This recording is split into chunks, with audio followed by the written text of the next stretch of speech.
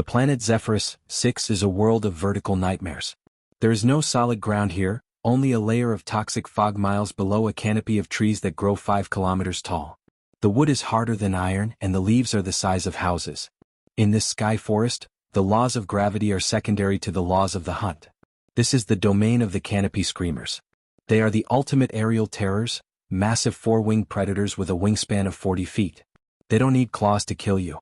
They have specialized vocal chambers in their chests that can project focused sonic blasts. They can hit a target from half a mile away with a frequency that vibrates the human heart until it explodes or turns the lungs into liquid. They are fast, they are loud, and they have ruled these skies for millions of years. To the screamers, anything that flies is prey. When the first human survey teams arrived in their heavy, clunky dropships, the screamers tore them out of the air. They didn't even have to touch the ships.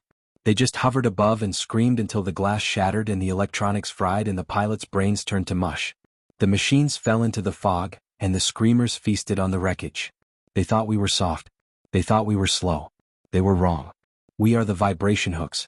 We are the first vertical strike wing, and we don't need ships to fly. We have wingsuits, high-tension pneumatic harpoons, and a deep-seated desire to show these overgrown bats who really owns the sky.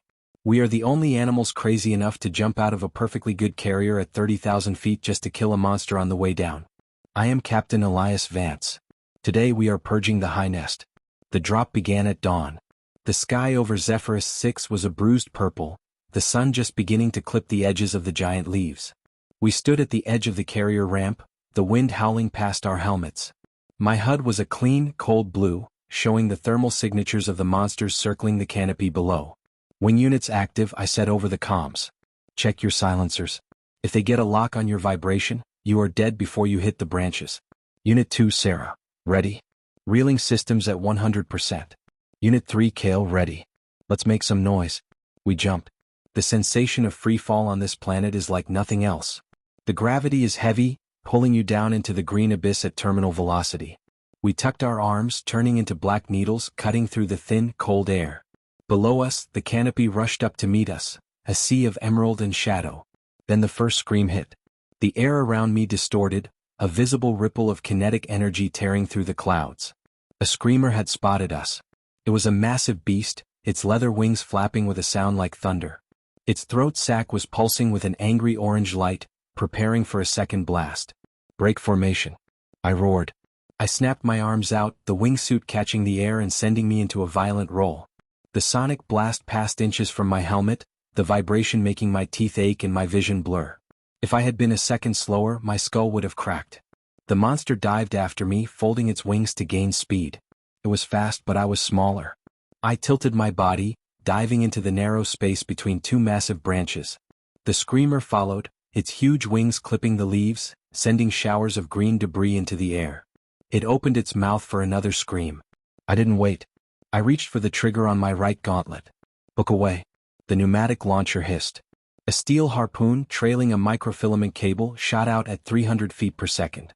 It slammed into the screamer's chest, the barbed tip burying itself deep in the muscular throat sac.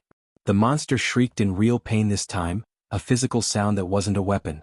It tried to pull away, but the cable was made of carbon weave and liquid steel. I hit the winch on my belt. The reel spun at high speed, dragging me toward the beast. I wasn't falling anymore, I was a projectile. The screamer thrashed in the air, trying to shake me off, but I used the tension of the cable to steer myself. I landed on its back, my magnetic boots locking onto its leathery hide. The beast rolled, trying to crush me against a tree trunk. I pulled my monomolecular knife. The blade hummed with a blue light, vibrating at a frequency that canceled out the creature's own sonic armor. I drove the knife into the base of its skull. The screamer went rigid. Its wings faltered. We began to spiral toward the canopy in a death spin. I didn't let go until I felt the life leave the creature. I kicked off the carcass, retracting the cable and snapping my wings open just feet above a massive leaf. The impact of the air caught me, dragging me back up into the sky. Across the horizon, the battle was a chaotic vertical slaughter. Sarah was swinging between two monsters, using her cables like a spider, cutting through wings and throats with clinical precision. Kale had harpooned a screamer by the tail and was using it as a living shield, forcing the other monsters to blast their own kind. The sky was filled with the orange glow of sonic charges and the dark shapes of falling beasts. The screamers were panicking. Their primary weapon, the ability to kill from a distance, was useless against a hunter who wanted to get close. We were inside their guard, moving faster than they could aim. "Target the nest lord," I signaled. At the very top of the tallest tree in the sector sat the nest lord.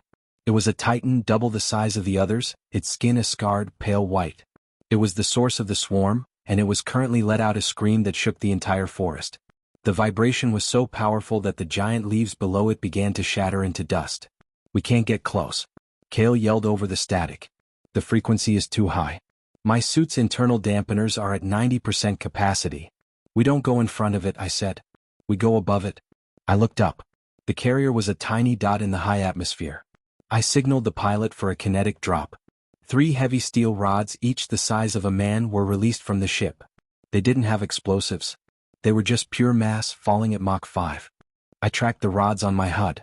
I dove, heading straight for the nest lord's position. The monster saw me coming. It looked up, its massive throat sac glowing like a sun. It prepared a blast that would vaporize me instantly. I waited for the count. 3, 2, 1.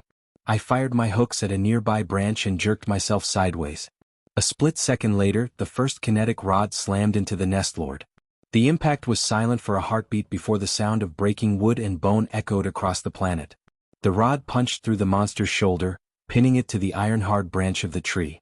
The nest lord shrieked, but the scream was broken, its vocal chamber ruptured. The second and third rods hit moments later, anchoring the beast to its own throne. It was trapped, bleeding black ichor onto the green leaves.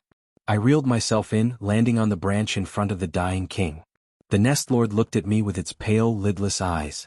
It tried to snap its jaws, but it was too weak. It was the apex predator of this world, a god of the air, and it was being executed by a hairless ape with a piece of wire. I didn't say a word. I walked up to its massive head and placed a sonic dampener charge directly on its forehead. "Silence," I whispered.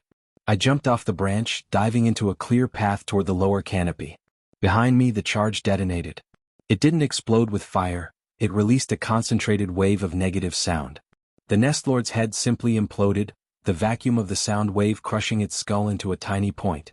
The king was dead. The remaining screamers, seeing their leader destroyed, broke and fled. They dived into the toxic fog below, retreating into the dark places where we couldn't follow. The sky was suddenly beautifully quiet. I flared my wings, slowing my descent as I approached a massive flat leaf near the mid-canopy. I landed softly, my boots skidding on the waxy surface. I stood there, looking out over the endless sea of green. My squad landed one by one around me, their suits charred and covered in black blood. We stood in the silence for a long time. The orange sun was sinking lower, casting long golden light through the pillars of the giant trees. The Zephyrus 6 sky was ours. Humanity had proven the ultimate truth of the vertical hunt. It doesn't matter how high you fly or how loud you scream. It doesn't matter if you have 4 wings and a voice like a bomb. If you look at a human being and see a prey animal, you have already lost. We are the ones who turn gravity into a weapon. We are the ones who learn to hunt in the fall. The high nest is destroyed. The screamers have fled. The canopy is at peace. The mission is over. We are the kings of the sky now. Let's get back to the ship. I'm hungry.